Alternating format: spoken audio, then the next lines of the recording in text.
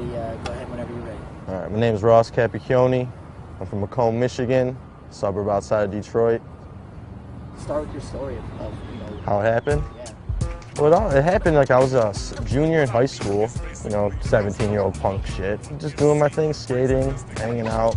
What I mean is basically there's no... This kid supposedly was supposed to be my friend, and I knew this kid for 10 years prior before this day. He asked me, hey, can you give me a ride to my cousin's house, down in the D?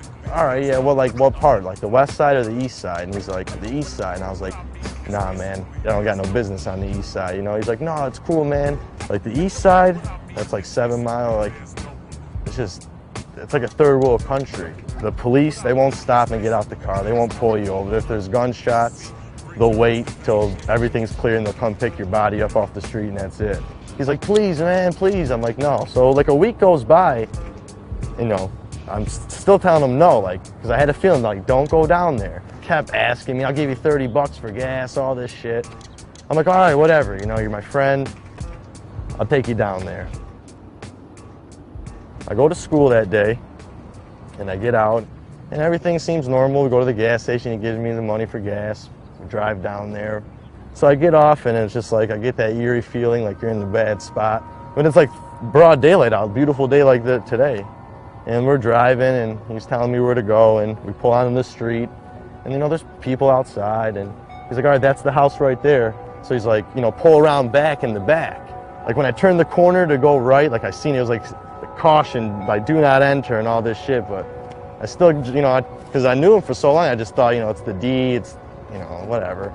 There was a fence, like a grass area, my vehicle, and then houses right there. So it was like, I wasn't in the middle of nowhere or anything. And like I get out, and he gets out, and like it's only a couple seconds, I'm looking around. My ears are ringing, I'm like, man, that was close. And I kind of just glanced down, and my arm's just hanging off like a zombie. And I'm just looking at it, I'm like, yeah, this is, it's not real. And I kind of shake it off and look again, and it's just hanging off my arm. And I'm like, okay, then it kicks in, like blood, like flowing, like an animal. And then I look up, and this kid's just holding a shotgun, like 10 feet away from me, just holding it right at me. And I asked him, I said, like, did you shoot me? And he just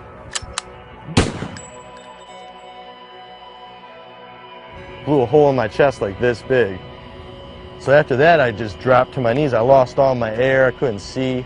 I remember like being on my on my hands and knees, and I felt the barrel of the gun on my head. I felt this barrel just shaking still on my head, and so I smacked it away. But it was a shotgun, so it sprayed. So it still like hit me in the head really good, but it didn't blow my head off like a watermelon just to pieces. So after that, I got a little sight, and I was like, okay, I'm still moving. Like, I don't know what's going on with my head, but I know I'm alive. And I remember I looked up, and he was just staring at me. And he took the butt of the gun and like smashed me in the face with it. Knocks my teeth out. Like I fall back, but I can still see at this point, and I don't understand like how I can see because I have so much damage to like my lung and heart. I felt like these hands like in my pocket digging for my car keys. When he's trying to grab my keys, like I ended up on my stomach. And I look up and I see my Jeep Commander driving away, just driving away, flying away. And I said, okay, well, either I stay laid down in this spot right here and die, or I try to get up. So I try to push myself up, but like take my left arm, take it right out. So gunshot to the chest bigger than a soup bowl, and then my head all mashed up. And I'm trying to push myself off the ground. I kept trying, and I'm like, all right, you know what, one more. I'm gonna try it one more time. And I pushed up, and then out of nowhere, I felt these arms from underneath me pick me up. And I remember like swinging, trying to grab someone, and there was no one around. And I was just like standing up still like a drunk zombie, just like. And I got this like a shove, like someone shoved me from behind to go forward. I must have got about 7-8 feet. I just fell straight down. Because I remember I hit the ground like on my stomach. I'm like, all right, well, I went as far as I could. This shit's hurting like too much. Like, let me just close my eyes and start relaxing. Sure enough, I closed my eyes and all the pain started going away. And then I'd wake up real fast and be like, this is not right.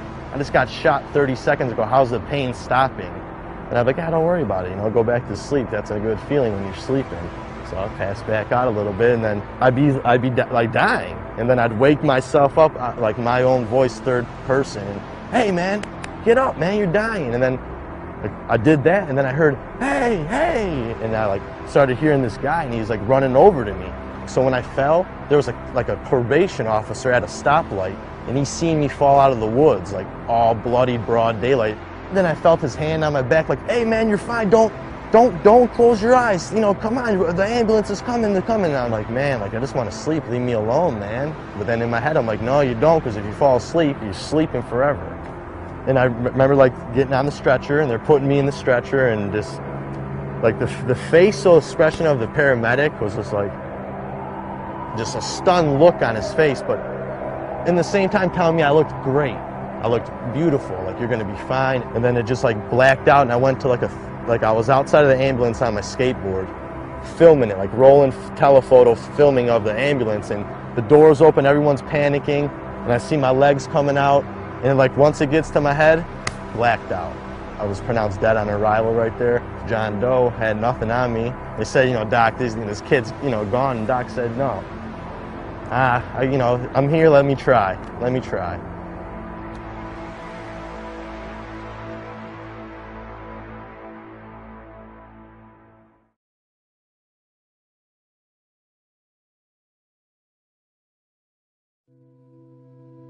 Like when I was pronounced dead on arrival, like throw him in the body bag, he's dead. Like the doctor said no, like, you know, I'm gonna try to help him. This man doesn't know who I am.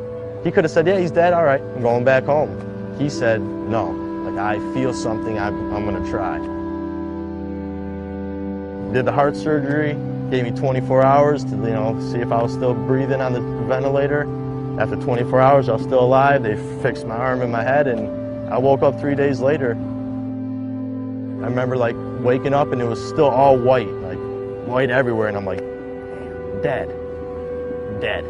I'm 17, I'm dead. And then it starts to like come in, and it's like I see curtains, like a freaking oxygen tank, and I'm like starting. And then out of nowhere, bam, perfect vision again. I'm in a hospital, and then I'm like tied down to the bed because I got the breathing tube in me. I got this thing pumping air into my lungs, so I start freaking out. There was a nurse there the whole time though. I didn't even notice her because I was all tied down, and I just hear screaming like, he's awake, he's awake. And I see her like running out of the room, and then like running back, like 3 more nurses and the doctor, just this woman just coming around the corner, flying, like throws her clipboard in the air, runs up to me, oh my God, you look beautiful. Like, and in my head I'm like, what do you mean? I look beautiful. I can't even, what's going on? Like, am I tied down? And then she's like, all right, 1, 2, and like on 2, she pulled that thing out of my throat, man. I got to breathe again, like real air, like, you know, of course I coughed up a ball of tar and BBs, but everyone was just looking at me like, you're alive. Like, you're breathing on your own right now. Like, what's your name? I don't know.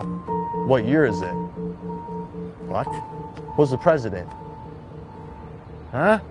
Is there any way we could contact anyone you know with a phone number? I was like, 2-7. Out of anything, my name, anything, the year, only thing I remembered after that was my father's phone number. For 3 days, my family didn't know. My father was outside, like, spraying out the garage, and he got the phone call from the hospital saying, I think we got your son, he's been shot, but he's alive. So, I don't know how my parents had it. I don't know how that feels, like you're a father. Like, so, I don't know, it chokes me up because, like, it's crazy, but they came down there, and I remember, like, I seen my mom come in and my dad, and I'm looking at him, I was like, Mom, you can't get mad at me right now. She's like, mad? You're alive, you're alive. After like the 4th day, they were like, all right, get up, you know, start walking, like, let's go. I'm like, let's go where? He's like, you're going home tomorrow. I'm like, it's been 5 days. He's like, dude, you're going home. What do you want to live in a hospital? You want to go live your life again? I'm like, sir, I got a hole in my chest the size of a teacup. He's like, listen, Ross, I'll give you a tip of advice. You live through this, you're gonna be okay. Just go home, live your life, don't hang out with these kids anymore. After 5 days, they sent me home. So like, I'm shot, you know? My parents are asking me questions. My dad's asking me, what are we gonna do about it? And I'm like telling him, like, Dad, I know who did it, you know?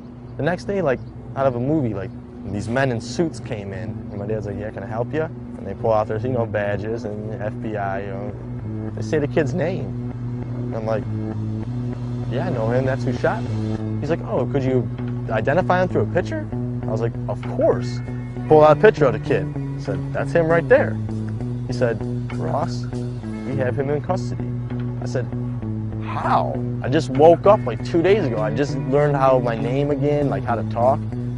He's like, the day blank shot you, he called blank and told him. So this kid shoots me and calls his buddy and says, hey, I shot Ross, he's dead. The kid's like, no, you didn't, you're lying. Because imagine another 15-year-old kid saying to a 15-year-old kid, you know? So after they hang up, the kid he told calls the police on him. And he was met by the SWAT team right at his front yard. Got him. And like all I had to do was go to court and testify against him. I went in there, man, in a wheelchair, head still stapled, no teeth, 105 pounds because of all the blood I lost, arm cast, and I sat in front of 40 of his family and him, and he couldn't look me in the eye. He had his head down the whole time, and I had to tell my story like this to everyone. That was the first one. I had to go back to final sentencing, and that's when I was healed. Like, so I walked back in the courtroom the second time. He comes out in a purple suit, top hat, cane, and sunglasses. This is the kid who shot me at court, smiling. While his family cheers him on, says, like, way to shoot Ross, called me a coward because I was taking the justice route. Like, I didn't lower myself to his standards and go try to kill him. I spoke, and the judge like looked at this kid and said, you know, said his name, and he said, yo, Ross, thank you. And the kid just looked at the judge like, what do you mean? He's like, because if you would have killed Ross that day, you would have got life in prison. But since Ross is a warrior and survived, you get a second chance, and he just slammed the gavel on him. He said, go have fun in prison for 35 years. Well, I found out that the cause of the shooting was because he had to join a gang. That was his initiation was kill a random person. He had to pick someone, so he just thought I would be the guy to pick.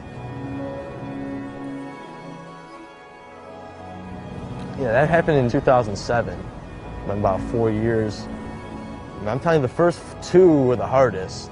It gets hard, like waking up and knowing like someone tried to like shoot you down. You got to get through that every day. Like seeing people. Like I get on a bus, public bus, I'm freaking out the whole time. Like I don't trust anyone on the bus. For a while, my mother had to like take care of me as like how you do an infant, like washing, changing, feeding. Like I'm 17 years old and I got my mom bathing me. I can't move. I got no hand. I can't talk. I'm all weak.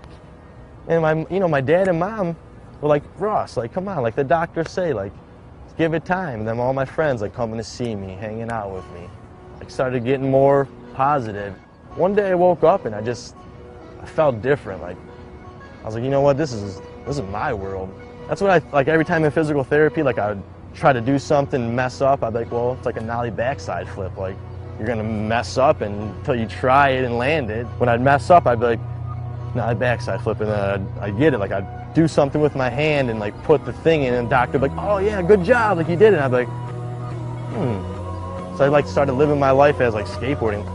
It's been working. I'm very blessed.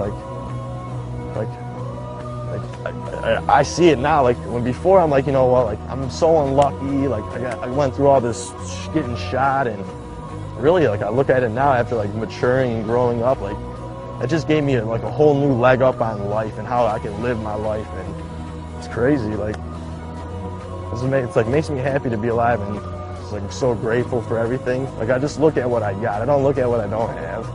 Look at what I have.